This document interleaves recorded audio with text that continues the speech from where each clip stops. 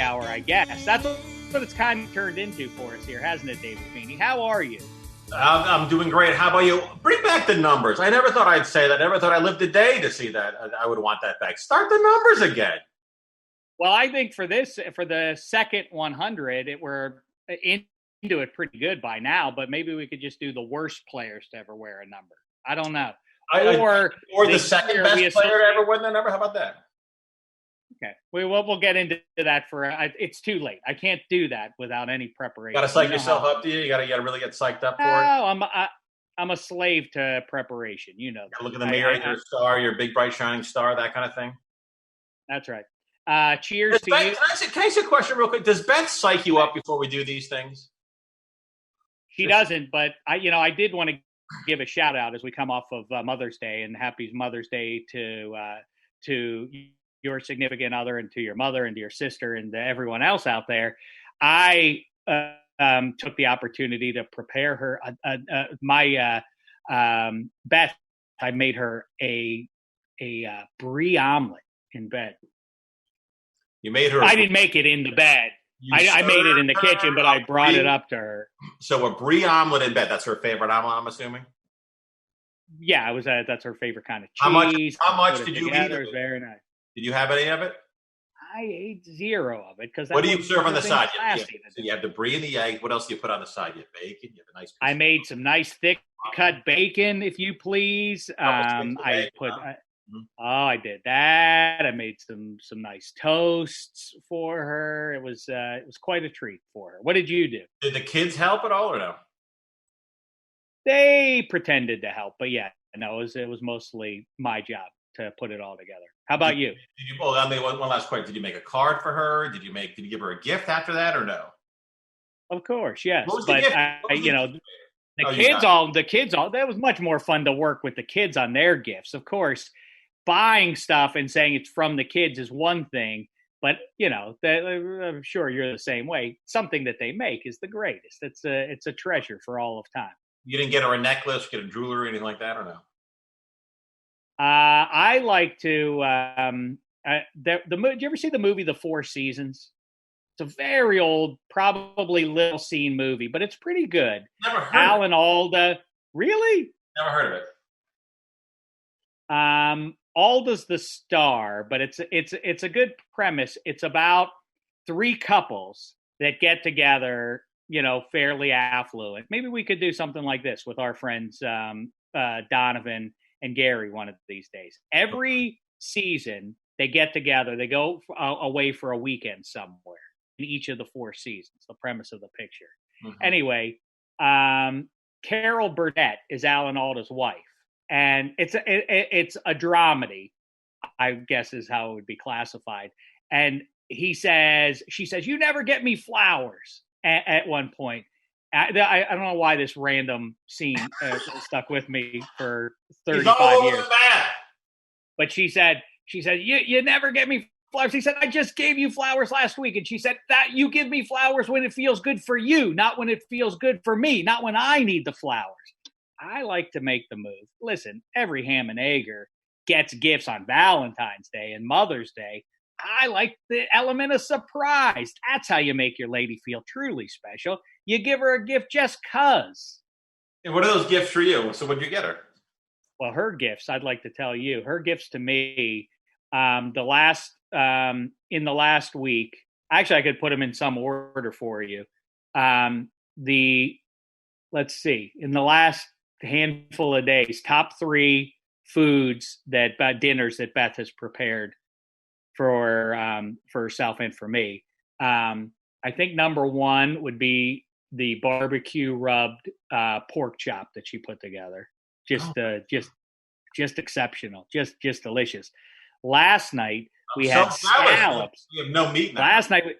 Last night we had scallops. Yeah. White wine reduction with shallots and the homemade mashed potatoes. Just glorious. Oh. And coming in at 3 in the Win Play show of best meals of the last week, I think I will go with her shrimp in her homemade coconut curry sauce, her first ever attempt at curry was quite good. So anyway, we've been that was Mother's Day. Her cooking for me. No. Wait, no, I cooked for her. I asked you what you got for her is what I asked. Did you give her a ranking of these? Right. Is that your gift to her? That's right. We should listen. I gave her other sorts of gifts. When the lights are out and the demons come, you give her your gifts. Talk about you. What did you do? What happened? So on Mother's Day week, so I didn't get Jennifer a gift this year. It was tough to shop. What I did was my daughter and I made a bunch of little gifts, a bunch of cards, a bunch of paintings, and also, as we do every year, we pick a favorite flower, and then we print it out. We make about 24 of them. My daughter colors them up, and we cut them out. Then we laminate them because Daddy's got a laminating machine at the house that he's very proud of. And then you give a bouquet of those. And then I get also flowers, which are really nice. I had some guys with the flowers. That was cool. And a bunch of things. And then we have a balcony out front. Both of them had breakfast on the balcony, which was great. Love it. I had a bunch of puff pastry. I made these cinnamon rolls. I made these breakfast danishes, which were great. And then on Sunday night, we had scallops and a white wine reduction sauce. No jive. Is Bill Simmons' sixth house? Does that cast a big shadow as they sit out on the balcony? He lives a little south of me. He lives a little better section of the neighborhood. Thank you for pointing out. Question to you is though, how is Yasiel Puig? What's going on with that? Is he back in the neighborhood? Is he not back in the neighborhood? How's the crime? How's the crime in your neighborhood? I don't know that there's a lot of crime going on around here. I know. Although we do have the gates, I understand that, and you have the security guard who's 24/7. But still, is there anything? You don't hear about any crime? I get these letters from like the LA. I'm on this like website, this newsletter. LAPD crime is down like 90. It's like a crazy amount of crime is down. It's interesting. I guess the criminals don't want the 19 any more than anyone else. How's your health, Bubby? What's going on with your health? Oh, it couldn't be better. Emotionally, physically, spiritually, I'm on cloud 9. I'm doing just fine. We never really talked about your parents. Like, what I read last week, Donovan and Gary read aloud our horrible text message exchange that we did. Yeah, that was yeah. In hindsight, listening back to it, that didn't even sound like me. I don't know what happened. But it was you, of course. We showed the text messages to prove it. But what I didn't like about it is that we kind of buried the lead. We didn't talk about the fact that your mother and your father are very angry with me. Can we discuss that real quick? All right, if you'd like to, yes. Well, tell me, what's really going on with them? Are they really upset? Like the sound of my name, what did that do for them? Well, of course, what happens? You're one of their favorites, but of course, you shamed them by saying, "Well, my parents, of course, would never do the show. Your parents are desperate to be on the air or something." I never said it. That's ridiculous. I never said anything like that at all. I never said anything like that at all. All I said was, why would they not want to do comedy bits when they call into a comedy podcast? Well, apparently you crossed the line. They're their own people. I don't control what they think is funny and what they think is too much. What you did was bug my dining room during Thanksgiving like G. Gordon Liddy just to get my father to drop some lines. It was awful. That's why they don't want to be. Because I don't know why we have to revisit that. We didn't talk about it last week, and I feel bad. We told nice. All they did at Thanksgiving dinner was tell nice stories about you. That was it. Tell me about him as a kid. What was it? What kind of was he a funny kid? So on and so forth, and tracking you through the years. They were nothing but positive yarns about their beloved boy. You were making them uncomfortable because you were asking them weird questions. You were half in the bag and saying things like, "Are you proud of your son's work on Big Wolf on campus?" You were saying things like that, and my father had no idea how to react. He's a simple guy. All right. Anyway, well, listen, we had to ask some questions, hear how they reacted to it. As I've told you, that should be colored by the fact that my parents, unironically, my mother especially, used to sit and watch BattleBots as my first credit in show business, would sit because she had to see the credits roll where my name would flash by, and she would applaud for it. It was just trying to see if the Feeney parents were the same sort of people, which they are. By the way, I know they are. To show my loyalty to you, I would do the same thing. I would watch those BattleBot shows and watch For Your Name. I used to watch Kimmel shows and watch For Your Name. Kind of sick twist of my. Boy, that guy's in some hot water with our president, isn't he? Our president can't keep the name Kimmel off his lips. Is that what's going on right now? I completely shut it Have off. you not paid attention to No, it? I shut it all off. Whenever he Did you really? whenever he tweet, I don't go on Twitter anymore. Really, just like to see what he has to say. It's just pretty much awful. So have you tuned out the news? You're unaware? Because I Yeah, know this is what a lot of people are doing. It's too upsetting for people. yeah. Certainly that was what it was like for me for the first month. I couldn't take it. Could you? Well, I really turned that stuff up. I couldn't take it just because it was too antagonizing. And then once in a while I'll look on it, but anytime he tweets or anything like that, I don't look at it. He's tweeting about Kimmel. Oh yes, he's quite cross with Kimmel. But yeah, I mean, listen, since I started crawling into a bottle every night round about this time, everything's gotten a little bit easier for me. But how have you kept the weight off? I don't understand that. I've gained about 20 pounds. How have you kept the weight off? Literally 20 pounds, eh? Beer number 2, huh? It's pretty bad. It's pretty bad. I've gained some weight. I still look great, if you can believe it, but I gained some weight. Oh, that's obvious to anybody. You look phenomenal. How are you? So are you making your pages? What are you doing? Yeah, there's still pages to be made. There's still pitches to be made on the Zoom. On movies though. That's what you're pitching. That's right. I'm not going to say Hot Pursuit the sequel, but there's a hunger out there to see what those two ladies are up to these days. Warm Pursuit, at least. Let's see part 2. Why not? I think there's several questions unanswered. I think that we left open at the end of the first one. Well, you saw, you were there at the premiere. Oh no, you weren't. No, I didn't get an invitation. No, if I had, certainly I would have put on my best and been out there to support you. But I invited you. You didn't respond. That was your thing. No, see, just jealousy. All right, I got to punish you. I got to punish you. I'm gonna. Why would I be punished? I shared my good fortune of taking you to Super Bowls aplenty. Did I get an invite to the big showbiz premiere of a movie? Movie, walk the red carpet and all that? That would have been something.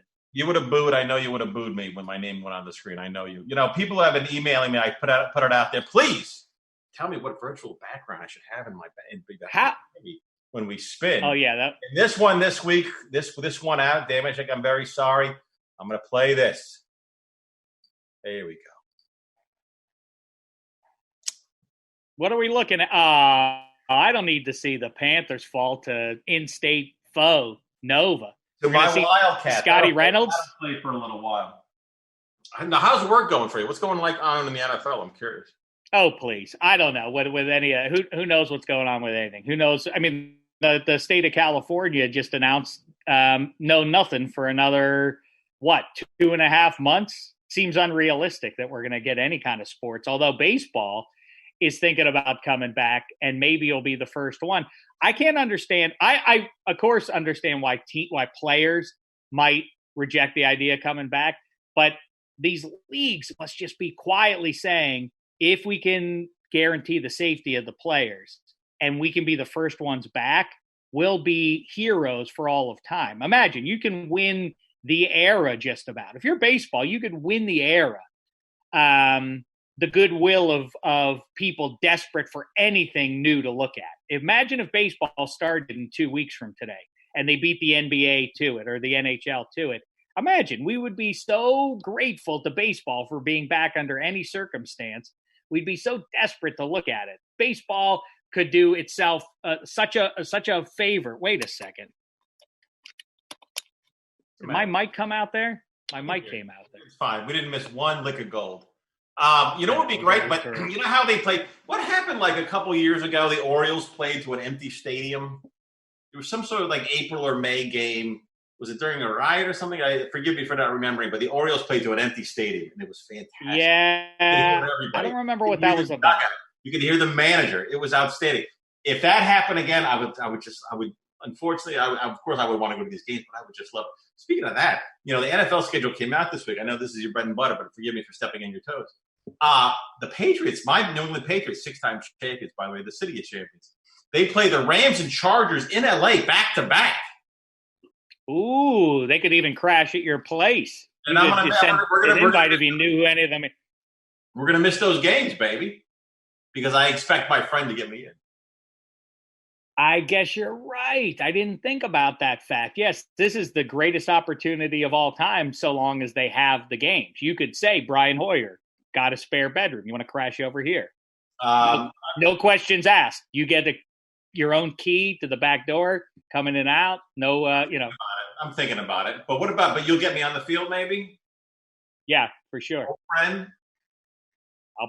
I'll blow a call into Commish Goodell. I'm sure. Lord knows I don't ask you for much.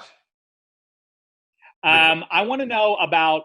Listen, I don't want to pick at the scab or anything, but I think the fact of the matter is probably you and your writing pal sell Hot Pursuit, and it's a very exciting thing. And then you go off and you see on location in New Orleans. You go to look at it, and it's a cool experience, but you notice that as it goes in I've never obviously sold a feature, but I've heard enough stories, including yours, that you see the director. It's different than in television. The writer is king, it feels, in television.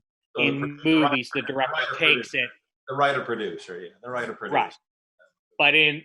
But however you want to, I don't. Yeah. Go ahead. Title you give that. The director takes it and makes the movie his own, which is a weird thing because it is strange that the director, that a film by whoever it is, Scorsese, even if he didn't write the picture himself, it is strange that the ownership goes to the director, not the person who conjured the idea in the first place, right? But anyway, you think the directors don't do any writing work as soon as they get the script? No, I'm assuming they do. I think they have more. Tons of ideas, tons of suggestions, tons of dialogue, tons of plot point changes. I mean, you don't go there unless the director's happy, right? You don't. No, I know, but I don't imagine that the same dynamic is in play with James Burrows on Cheers, is it? James Burrows isn't saying to the Charles is that, hey, no, I think it's funnier this way. I think it's funnier. That's a different. Of course, it is. Sam Malone. Sam should say this instead. It's much funnier this way. That doesn't happen. That's a unique situation because he's Burrows. He was an executive producer on the show, so of course he can. If he's an EP on the show, he can say whatever he wants. They don't have to take it. But anyhow, so this. What's your point? The point is, you go out there and you feel like what most writers seem to describe, which is okay. So it's not my movie anymore, and my ideas being, somebody else is putting their fingerprints on it, and whatever. And so by the time you see it, I'm not picking at the scab. Maybe the picture isn't exactly how you envisioned it when you first penned it and you submitted it to the studio and sold it. So anyhow, one way or the other, you're sitting in there and you watch this on a premiere. I always wonder by the way, at the Chinese theater, they shut down Hollywood Boulevard. It was amazing. At the Chinese theater, where there were stores open, baby.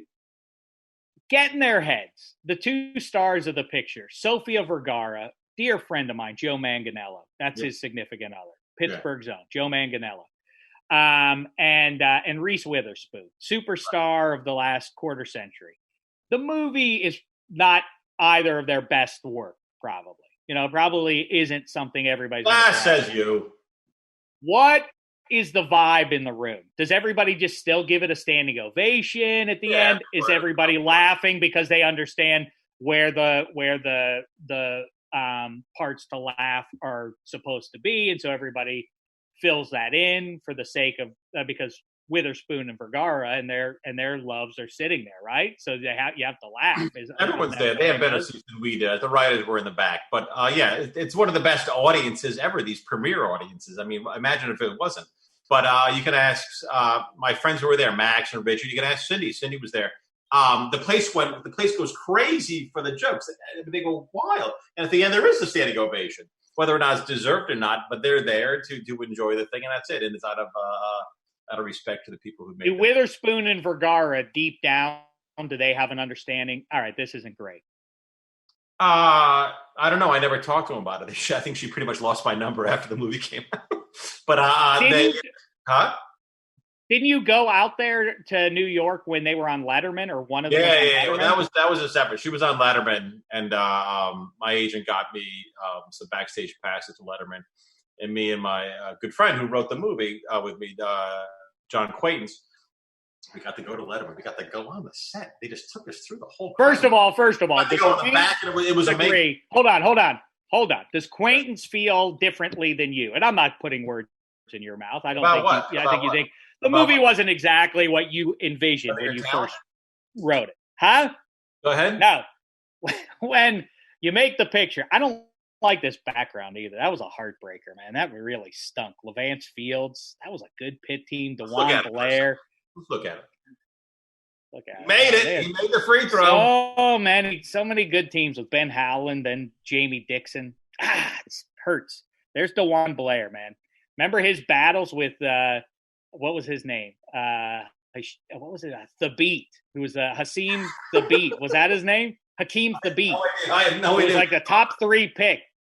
He was like a 7'3" stick, and DeJuan Blair was an undersized 6'6" power forward, and he dominated the Beat in the UConn pit wars of the early part of this millennium. Anyhow, I think Quains and I did Quains feel like I thought that was a great. It was Quains like, what are you talking about? It's a great movie.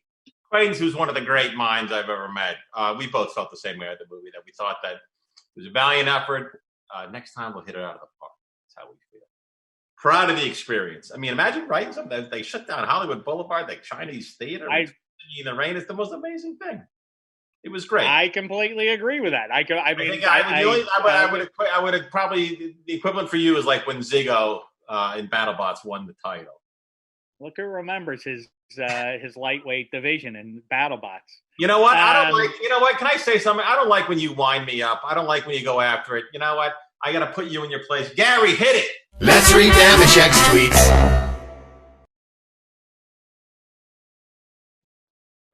Can I tell you something? I feel every Foo Fighter song sounds the same. That band is the Cobain of my existence. Next one. It's a good observation, as a matter of fact. But okay, go ahead. Imagine if Shaq Fu played for the '90s Grizzly. They would have called him Shaquille O'Teal. Take the bus, Sammy. Next one. Play. Kobe Bryant died a month ago. What? That's clearly just. I don't even remember that. Just trying to get retweets and likes. I can't imagine it. Yeah. Next one. This quarantine is going to be awful. I'm not a big fan of gin, but to get through this, I think I'm going to need a quarantini. We're due. A little levity, then drop the hammer. Right. It's got it all there. 140 characters. Go ahead. Call me a Slater hater, but I've never seen an episode of Mr. Robot, and I never will. What is that one? What is that one about? What do you care about Mr. Robot? It's right there on the page for you, friend. You don't like Christian Slater? So what? Next one. Given what's going on in grocery stores right now, it's got to be tough on the ego of a vegetable nobody wants. I'm looking at you, Beats. Then a song. Beat it, no one would dare to eat it. That was off of the Michael Jackson hit. Michael Jackson had a hit back in '83 with Timely. Beat It, but it was spelled differently. Timely. Next one. Aqib Talib to sign with the 49ers. Don't you Talib it.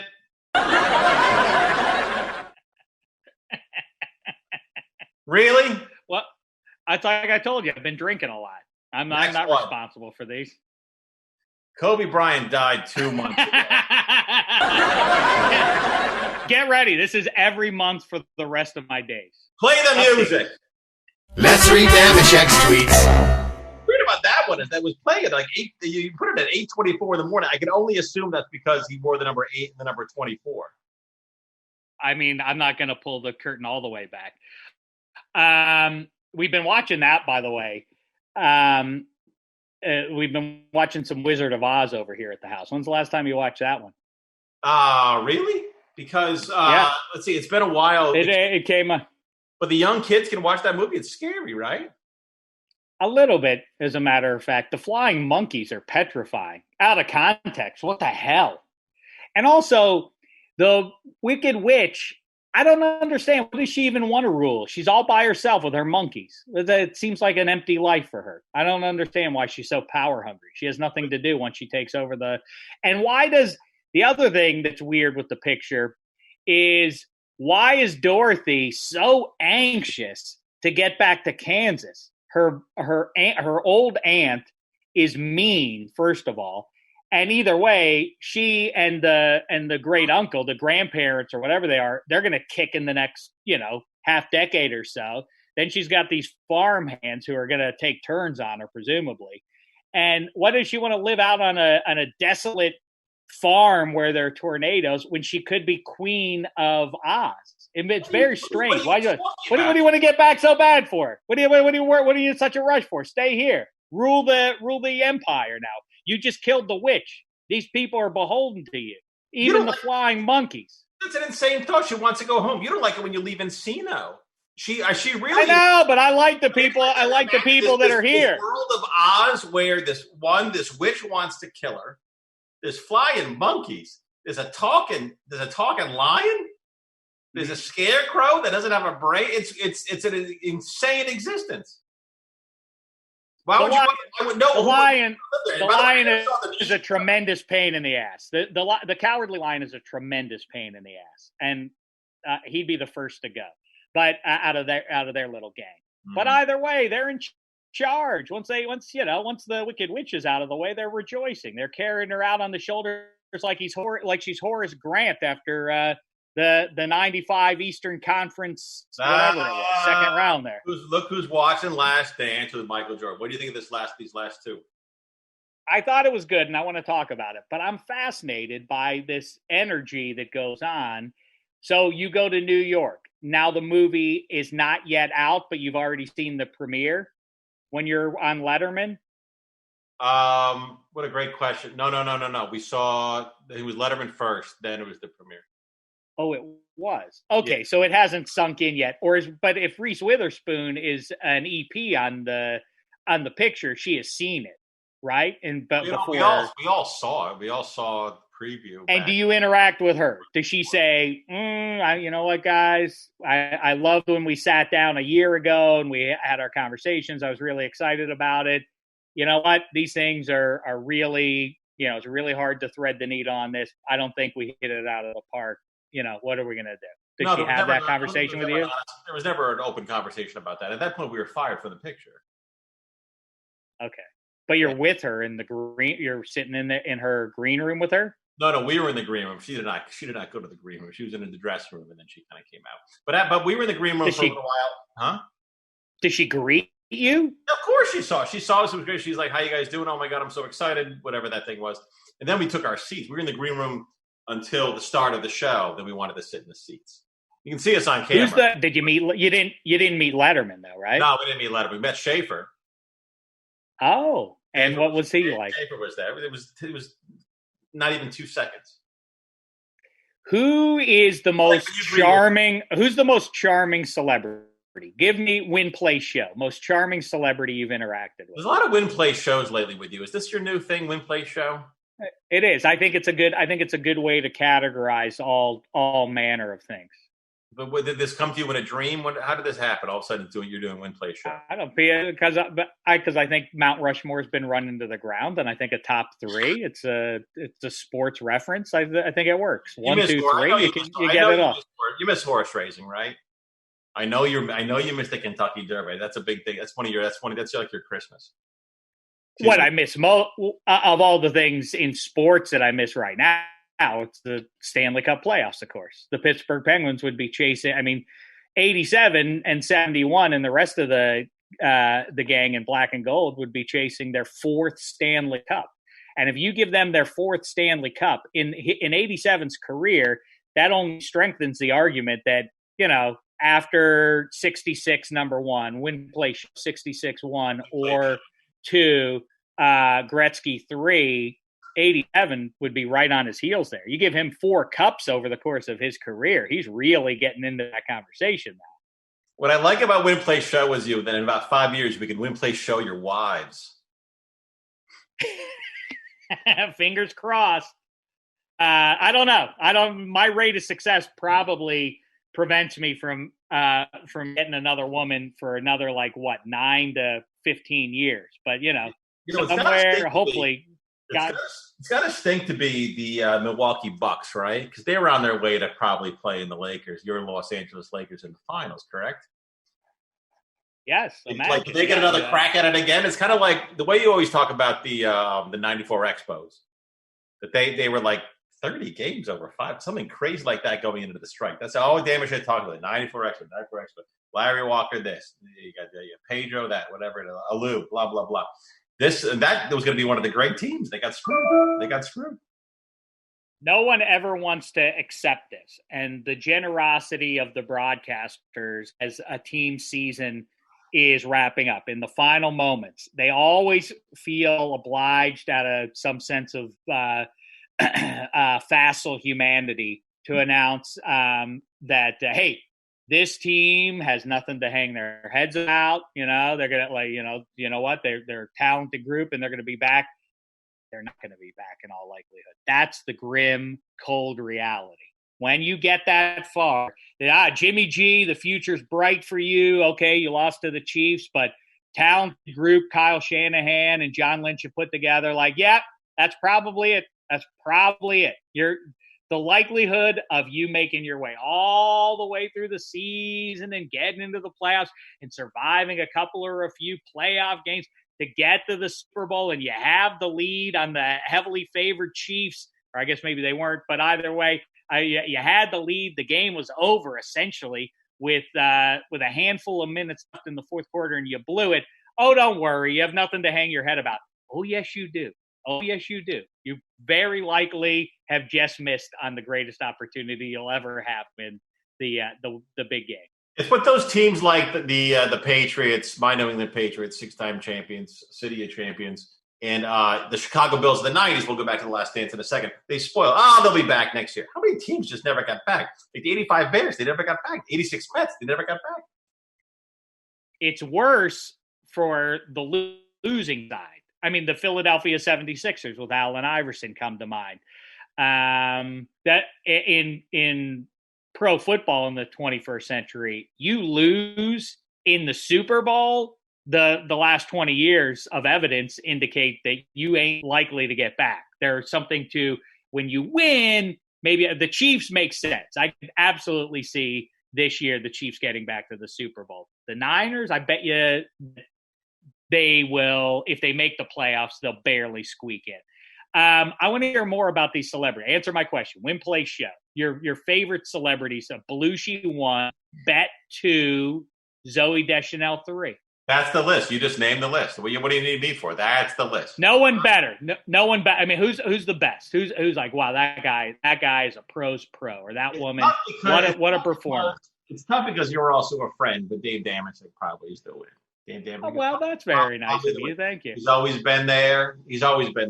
On Father's Day, when I was deserted by my family, always there to go out to dinner with me, pick up a check. Not really. No. You know what I mean. You're always there. It's so tough to think about that. Really, in all my travel, who's yours? Busey.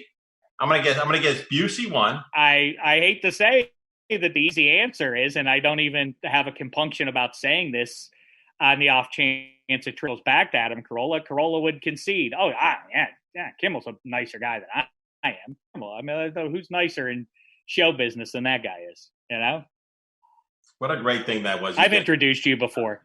You wilted in his presence. He was too big a star for you. Kimmel?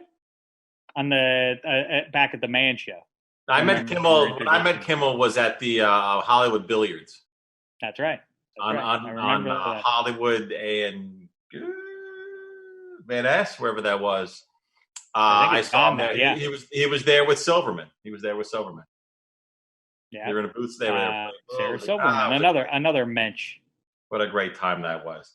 Do we have guests? Where's Gary and where's Donovan? Where my? I'll tell you one of the nicest. I'll tell you one of the nicest celebrities I ever interacted with. I guarantee. Paul Rudd. Paul Rudd. Is who? I said I guarantee you say Simmons. Almost June. It's almost June. It's time for Dameshek to kiss his ass. He counts. Go ahead. I feel like I don't. You know, I think I go. Paul Rudd is a delight. And you always said Adam Scott was a nice guy. He's a very nice guy. Yes, I really haven't met too many creeps. Even not just in show business, but in sports too. People always talk about the terrible guys, and I really haven't met very many of those guys. Beast mode? You met. That was beast mode. Beast mode and I have had limited interaction. Peyton Manning doesn't like me, and Wayne Gretzky doesn't like me, so that's pretty good. I've had cross interaction with both of those guys. How about that? Yeah. How many people could say that? Now, listen, either one of those guys would ever know me in 2020 if you asked them, hey, what do you think of? I hear you don't like Dave Dameshek. They would say, who? I have no idea who you're talking about. Right. But I've had cross interactions with both of those guys. What was the Peyton Manning one? Was that the must-win game? And with Bob Knight. No. What was that about? And with Bob Knight. I said Peyton Manning said somebody asked Peyton Manning in the midst of his last Super Bowl run when he was on the Broncos, as I had been for the last 5 to 10 years, saying this guy's great, he's terrific, but he's Greg Maddux, Tom Glavine of the NFL. He takes care of business in July against those guys take care of business in July against the lowly Pirates, and Peyton Manning can make hay when he plays, the Cincinnati Bengals in week 6, but when he gets against high-end defenses, he tends to choke it away in the big game, and the whole thing's built around him, so he has to play better than anybody else when he's making the lion's share of the salary cap for the Colts and then for the Broncos. And so I kept saying, well, come January, he tends to flame out. Tom Brady rises to the occasion. So somebody asked Peyton Manning at some point during the season, hey, what about this narrative about that you are a choker in January in the big games? And he said, whoever wrote that narrative can stick it where the sun don't shine, he said. Right, okay. And so at the Super Bowl, I had what a feather in your cap. I had a hardback book with a fake what's it called? The book cover. What's it called? Right. The book wraparound jacket. Thing. The jacket. Book jacket. Jesus. The book jacket. I had a fake one put together about Peyton Manning being a choker. And I said, Peyton, I'm the one who wrote the book on that. And I said, can I take it out from where the sun don't shine? And he said, no, leave it there. And then everybody laughed because there were hundreds of people around, and it was like, see, Peyton's a funny guy, he's a good guy. And then he wins the Super Bowl, and then a month or two later, he was doing stuff. He was doing a sponsored thing, like where he was doing hits one after the other on satellite for the satellite provider promoting pro football. And I sit down to do the interview with Peyton Manning, and they say, who's next? He says to his producer by his side on his end, so who's next? They say, it's NFL Network, and it's who's doing it? And he said, the guy said, you hear him say, Dave Dameshek, and he says, okay, cancel that. Next one. And Peyton Manning knew it. Is that you canceled? Here's my question. Is that you doing your job? Is that you doing your job effectively to mix it up with a Hall of Famer? Shouldn't you want to get those interviews? You want to mock him? I have a no jive policy, and if he's that sensitive, so be it. Gretzky came on the Kimmel show. You know this story. I think Gretzky came on the Kimmel show in the early days, and I said, Jimmy, you got to ask him, because Kimmel's, L.A. guy around that time when Gretzky is playing for the Kings, and he thinks Gretzky's the greatest and whatever. I said, well, you're wrong, Kimmel, like so many other people are. Lemieux's the greatest. I said, just ask him. He's passive-aggressive. 66 always tips the hat to Gretzky, but Gretzky always says something subtly, passively aggressive towards 66. Ask him who the best player of all time is. Kind of ask him a win-play show. And Kimmel said, hey, so one of our writers says that you is curious, who do you think is the greatest player of all time? And he said, well, Gordie Howe, so great, and Bobby Orr, and, there's so many great ones in the game. And Kimmel says, what about Lemieux? He said, oh, yeah, Mario's great, too.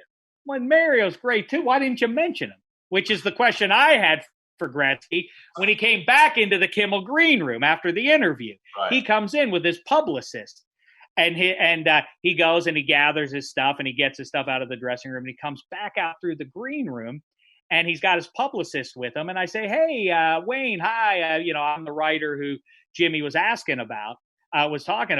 And why didn't you mention Lemieux when you were asked him? Why didn't you? He said, we just talked about Lemieux. And I said, but Kimmel had to ask you about it. Yeah, Gordie Howe and Bobby Orr flowed free, but you couldn't mention 66, could you? And his publicist senses the discord, and she grabs at his elbow, and she starts pulling him away. She's like, "Oh, let's get out of here. Let's go." And they start to leave, and he said, "But I did talk about Mario." And I said, but you really didn't, though, did you? Like you had to be prompted to say something nice about him. And his publicist is walking him out of the green room, and he gets 20 feet away. So. And remember, goons were the thing back in the NHL, guy who would fight for you, big, tough guy, bad at hockey, but good fighter. And Gretzky's in the early days was Dave Semenko. And Gretzky's getting pulled away by his publicist. And I say, hey, Wayno, Semenko's not here for you tonight. And Gretzky wheels around and gives me a stink eye, but good. And the showrunner at Kimmel arm bars me. He's like, "What the hell are you doing? What are you doing? That's my question. That's my question. Sorry. I'm sorry. He's yelling to Gretzky into the post. So sorry about this. Go. What are you doing? You can't get into fight. Well, I said he's disrespectful to the greatest hockey player of all time, and he knows it, and I know it, and I want him to say it to my face, and he refused. And I got shouted at by the Kimmel EP for doing that. But you know what? I wish in hindsight? I wish 99 would have come over. I wish he would have come over to me. And you know what? Maybe he turns my lights out. Maybe I would have taken the beating for fear of losing my job. If he beats me down there, I did it in the name of Lemieux. Or maybe I beat up the alleged greatest hockey player of all time and I ruined the sport forever. The sport never comes back from that. But they do erect a statue of Dameshek on the banks of the Three Rivers. My name is secondary. It would just be the man who whipped the alleged greatest hockey player of all time's ass. That would have been anyhow. Just quick epilogue to that story. You were fired soon after that story, right? It was worth it. You ain't working there now. Gary Donovan, can we see Let's say hello to everybody. Get me out of that story for crying out loud. Look at these two. It's a good story. That's a story. You don't understand what that story's about. It's a story that ultimately is about loyalty. Vanity. It's about vanity. And that's what I go. That's called prison loyalty. That's what I do. If somebody crosses Feeney, they get the shiv. If somebody crosses Donovan, same. Donovan, how are you? I'm great. I love the story. I don't recall that one. So, yeah. That's one of the few he hasn't repeated. Is that what you're saying, Donovan? No, I've only heard that story once. That's a good thing for him. Gary, how are you? I like the backdrop for Donovan and Gary. Donovan, where are you? I'm at the Corolla studio. You're in the studio in Glendale? Yeah. You're working there? Did he make you go in, or are you living in there now because you and Jen are no longer together? He asked me to come. Nothing to do with Jen. You're not living there? No, I'm not. Well, I'm not living here, but I'm here a lot. Okay. Is Jen, the wedding is still going on? You and Jen, wedding preparation still happening? We've postponed. See, Dameshek, you know what? You know what I do? I owe Dameshek $150. I'm talking about this. Dameshek said, I guarantee this wedding gets postponed. I said, horseshit. Look what happened. I owe you $150. I white-knuckled it as long as I could, but we had to move it. Okay. Did you really, Donovan? You had to push it back. Yeah. Slated for end of September. We pushed it back a year. Wow. Oh my God. Yeah. Oh my God. Well, I'm going to tell you right now. Go ahead, Dameshek. I'm sorry. I want Donovan to spill. The no jive policy applies here, and I think you to consider it before you answer the question. Yeah. All's well. All is so well. It was a tough decision, but it's the right one. It's just too hard to prep with everything closed. We can't talk to vendors. We can't get anything prepared for this wedding, and then the venue we did already pay for, and the only available dates they were very slim for 2021, and we had to move it back a good 364 days. This will allow you to have the baby there. Yeah. As I suggested to Dameshek, do it in my backyard. There's plenty of room. I'll pitch that. You can seat 100 people. All right, you don't have to worry about anything. I'll take care of everything. I just demand that Dameshek officiates the ceremony. You know what I have to say to that, Feeney? But wow, you're in the Feasters Union because he offered his home to you. Great, which, by the way, he'll pull out from under you about 6 weeks before. You know, is it a nice offer? What she will do. Here's what I worry about with Donovan: that she's going to run, and I think Dameshek's right. What he was hinting at: if she to keep her from not running, put a baby in her. That's what I did. That's my move. I know. Beth was out the door. Believe me. How do I know that? I have the text messages to prove it. Now and look at me now. She's making me scallops one night, pork chops the next. You know, on cloud nine. Hey, all she has to do once or twice a month, she's got to have his big body roll on top of her. Gary, how are you? I'm well, sir. Thank you very much. It's good to see you guys. I love that he's wearing the Jacuzzi PT shirt. Good for him. Rest in pizza. Are you in Glendale, buddy, or no? I was there this morning. I'm back now. I needed to come down here to record this properly, but yeah, I was there this morning. Sweet Jesus. Are you? So he's making you go in. You have to take your temperature every time you go into the studio? I know that's what some people are doing, is to make sure you're not spreading anything. You know, I would call it more of a laissez-faire situation at our particular. That's what you want. You want that, right? That's what you want. You want in a workplace. You want a laissez-faire. That's right. Yeah. The studio, the warehouse is in the state of California, right? Yeah, I believe it's in the city of Glendale. Yeah. You should say Baja from here on out. But answer me this: what's the bathroom situation? Someone's got to go to the bathroom. Do they wipe it down afterwards? Are you holding it for 8 hours? What goes on? I don't go to the bathroom. There's a communal fridge. Do you put stuff in the fridge? I do not. Donovan, go ahead. Oh, I use everything because nobody else is touching anything. So it's free reign for me. Look at that! Look at that! The cat who ate the canary. I don't believe it, Donovan. Oh my God! Is this the last time we ever talked to Donovan? Did we lose Donovan? The Rand Paul of the Corolla warehouse. There he is. Is Ben on the market? I'm not worried. Ben on the market soon? Ooh, that could complete my win play show. That's what you'd want, right, Donovan?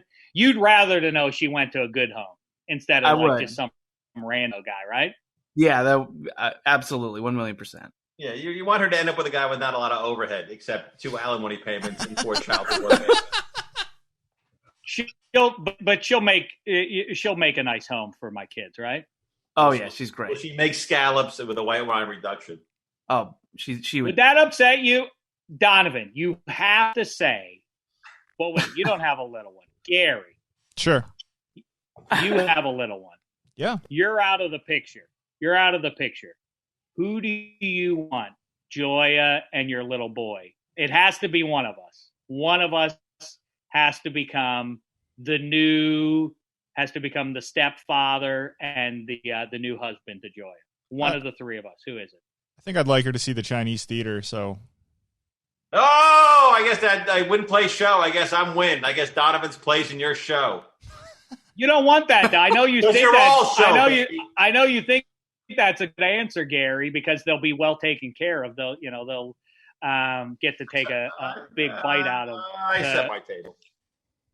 I mean, the 8-figure bank account of Feeney, it will be nice for her, but that also will equal you being forgotten about. Daddy Warbucks is all they'll ever care about. Maybe so. Yeah, I don't know. I think that's a risk I'm willing to take. I mean, Donovan's the best choice. They'll be like, "What? My first father was normal size, tall even." Then by comparison, they'll be like, "Yeah, but that will always be something that will be a strike against stepdad Donovan." Yeah. I don't think you're really thinking this through. Well, of course, your first order of business, not unlike your diminutive little friend over there, is when once we're spinning, whatever it takes to just kiss His Highness's tuchus. We we got to kiss Feeney's tuchus no matter what dignity we have to trade in order to do it. Now you're going back. Right? Now you're going back to our text messages from the day after we spun last week, where you erroneously. That's right. No, I said exactly what I said. I said I was texting following up in my weekly show of thanks for the effort, and I said, by the way, what in hell happens to the two of you once we get going with his? Why must you kiss his tuchus in this manner? No, who's kissing anybody's head? No one's kissing ass. No one was. Neither me nor Donovan was, and that's just so erroneous and shows what you think of yourself. Boy, he's just like the president. He really is. It can't be because they like me, because they agree with me when it comes to any kind of right. It's got to be something else. Got to be they want to kiss my ass. Has nothing to do with it. You know, I got to take you down a peg. Gary, hit it. Let's read Dameshek's tweets. Hard Knocks is featuring both the Rams and Chargers this summer. That's what I call Tua for the price of one. Hashtag wordplay. Hashtag aloha ha ha ha. That's awful. Maybe I've lost my fastball. That's awful. I just want to say I think Lamar Jackson was a good pick for the Ravens in the NFL draft 2 years ago. Hashtag F the police.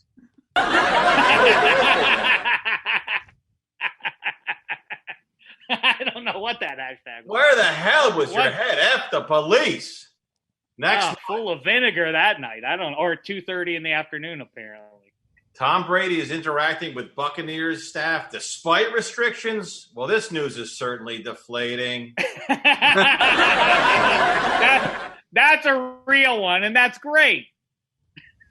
You get it because he deflated the football. It's just an abortion of a tweet. Next one.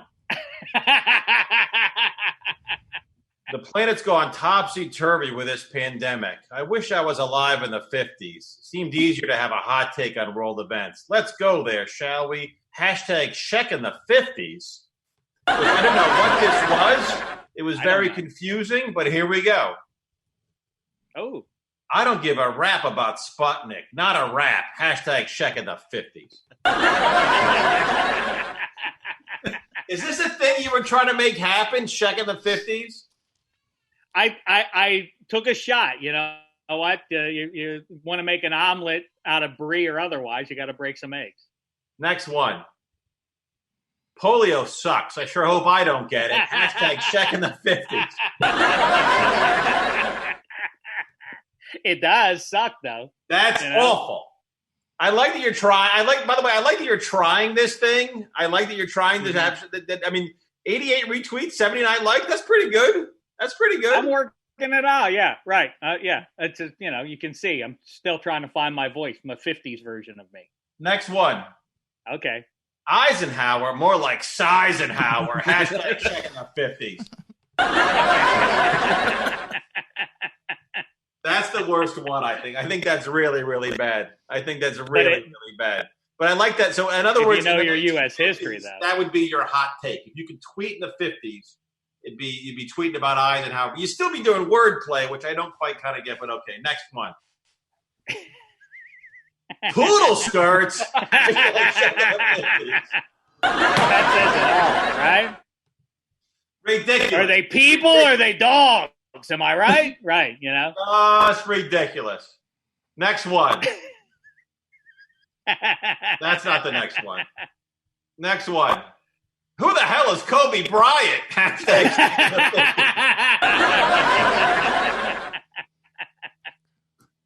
Well, you wouldn't know because, if I were in the 50s, that would be a good question. Right.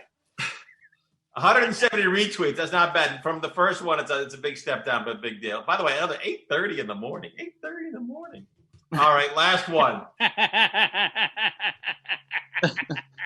With nothing else to watch, I dialed up a Mr. Robot.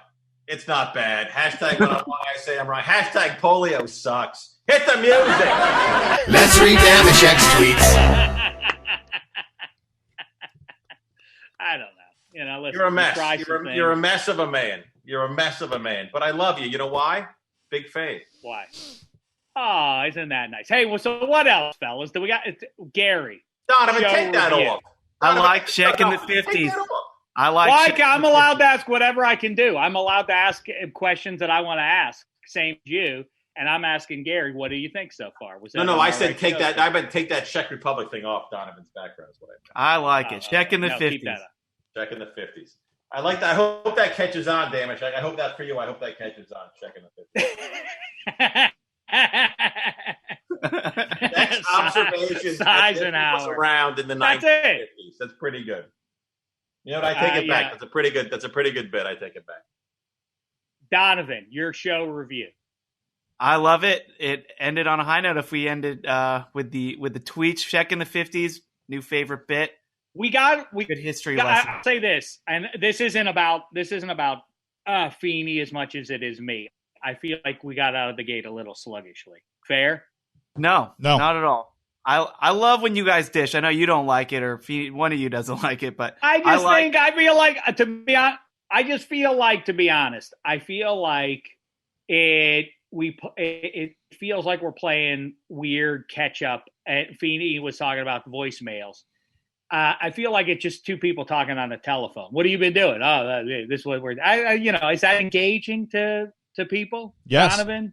Yeah, absolutely. Because the listeners are invested in you guys, so they want to know. I want to show you what Feeney. I see one thing. I want to show my oldest, baby Oprah, now 13 years old. Look at that. I want to show you something. You guys talk amongst yourselves. I do want to remind you guys that we have a song we can play real quick before we get out of here. Once Dameshek returns, we play the song now. How about that? I want to play this song now. I'm in charge. Play this song. All right. You don't want to. Let's let Dameshek get his headphones in. All right. Here comes the song. Look at what. Wait. Let me actually show you something real quick. Look at what Oprah did for Beth. Of course, we got married at the Hotel del Coronado, the iconic hotel in Southern California, down on Coronado Island, just off of Gary and Donovan were there. And look at this. Yeah, that's right. You guys remember this. Look at what she painted for Beth. Isn't that so great? It's really good, isn't Beautiful. it? Isn't that nicely done by her? I think that's wonderful that she did that. Do you like that, Feeney? You don't think that's well done? Who painted that? It's your work? Who painted that? Oprah. Oh, really? I think it's beautiful. I think it's beautiful. How did she get it? What a creep. But how did she get it to Huh? you? Is she allowed to? How did she get it to me? Okay. All right. Now, can I ask a question? She Did did you do anything for Cindy for Mother's Day? Of course. What'd you do? Was it better than what you did for Beth? Did you make I her don't know. dinner? What do you mean? How did she get it to me? She painted it. We sat together and she painted something. No, but did she come over for Mother's Day, or was she with her mom on Mother's Day over? Oh no, they were over for a couple of days before, on Friday and Saturday. Yes. So have you seen Cindy since this nonsense started? Did she come over the house? Are you like social distancing with her? What's going on with that? Of course, yes. Are we still sexting? but yes, but in as myself in the 50s, which is a that's you coming up with something finally at the 50-minute mark. Good for you. That's okay. And how? What? Yeah. Well, no. let's hear. Gary said apparently there's a song. I would love to hear the song. David and Dave, I wish you'd spin again. I'll supply the gauge. I wanna hear you getting drunk on rosé. I need some David and Dave.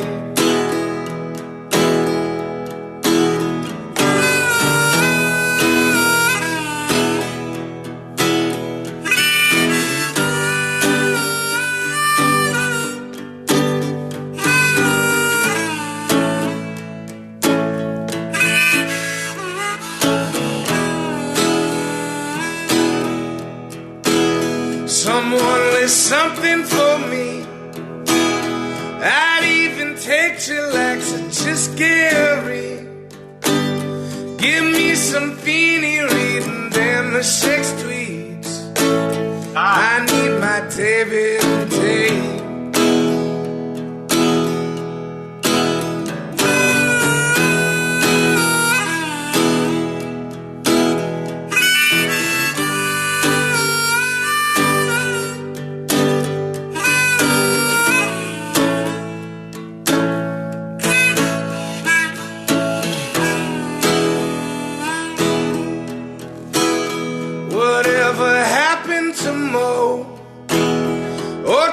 a second farmer's market show.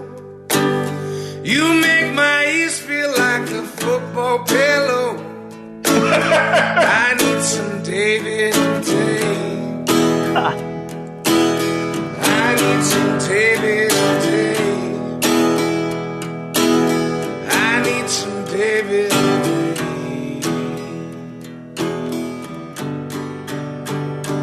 Boy, Extraordinary. that's one of my favorites I ever. was That's about to say the same thing. One of my favorites. Amazing. That's the top 3 or 5 that we've gotten, with all respect to everybody who's taken the time to send us a song or something. Gary, remind everybody, if they want to try and follow that one up, how to do it. That would be going to Dave's of Thunder podcast at gmail.com. Or if you wanted to go ahead and leave us a voicemail, you could call 812-682-0044. We are still checking those. And that one came to us courtesy of Ethan Burns. So thank you very much, Ethan. Where's he from? Ethan Burns. Let's see. He does not actually leave his location here. Oh, I thought that was excellent phenomenal. stuff. That was phenomenal. By the way, Yeah, in the last week, we've made a couple other stars in Cape Cod Sly and Wichita Gin. You know, they ran the scene made famous by Brad Pitt and the Scafoots in the car on the way down to Chatsworth, down to the ranch. Go back and listen to that one, or watch it on our new YouTube channel. Gary, how does everybody track that down on YouTube? Yeah, you can just follow any of us on social media, or go to at DOT Podcast, and I'll have the YouTube channel pinned there at the top.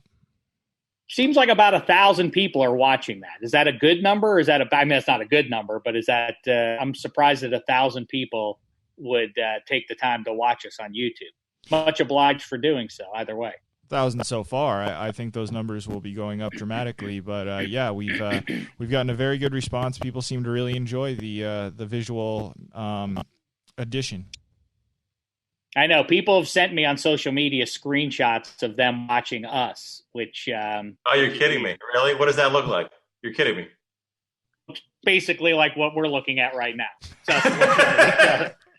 oh, I love. But I guess on YouTube, that's why we gotta keep spitting. With all your temper tantrum, all you being the prima donna that we all know you are. This is why we keep doing. We do it for the fans. Let them be entertained. Let them enjoy it. So it's scary out there.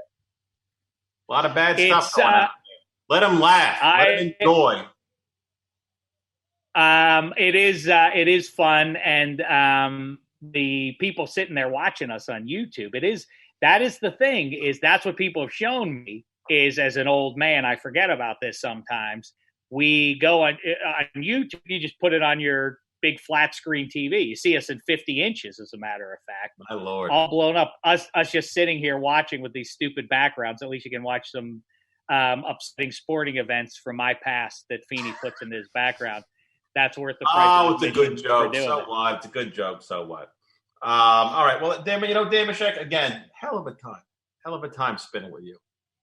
Good times as always. Yes, it was a gay time. I would love to get out for a little road trip, and we're not allowed to go out to the beach and just throw it out there. You're not allowed to be sedentary on the beaches of California just yet, or at least in Los Angeles County. But as long as you're being active, so that means that I can't do it. But we could go like to a parking lot, to like Bergen's or something like that. We could meet up and do it there, right? I don't know if we could get the video. Do that, but again, you're a big, powerful star. Call it Tom Bergens, Gary, Donovan, do whatever you got to do. We can social distance from inside the bar. I'd love to do that. What about that? That'd be Come on, glorious. Donovan. Make it happen, Donovan, for crying out loud. All right. All right. God bless. God bless Very you. good. Good times. I can't wait to see. I got to run because I don't know what Beth's put together for dinner, but I'm almost certain that it's going to be something exotic. Unless it's Mother's Day, he doesn't cook at all. Isn't that amazing? He doesn't go into the kitchen once unless it's Mother's Day. What a horrible husband. Well, by the way, you'll learn that the hard way. Who set that standard? Eventually. That's absolutely untrue. I'm very generous in many ways. One Brianna of the year. That's your father of the year. One Brianna a year. She happens to be a divine cook, and she loves doing it. But Gary and Donovan, I didn't ask you guys. Did you guys do something nice? Did you make a punch or whatever? Yeah. No. We got the. No, we had a great day. The little boy made her a gift, and I had a few things. She got a Mother's Day gift from the boy, a Mother's Day gift from her husband, and a Mother's Day gift from the cats. There's cats? There's cats at the Smith house? What are you going to do? Oh, my God. Tackle that next week. I don't like I got to get out of here with Levance Fields over Feeney's shoulder there. Donovan, it was a good Mother's Day. Well, I'm sorry. That's not that was never mind. Man, he's going to be single soon. Leave him alone. Best to your ladies. Happy Mother's Day to Joya, Gary. Thank you very much. Happy Mother's Day to Mrs. Feeney and the other Mrs. Feeney, David Feeney. And thanks for listening to all of you BTLs and monkeys out there. We'll be back with more Hooey and Applesauce later on. I think probably 1 week from this exact time. Until then, for David Feeney, it's been a thin slice of heaven.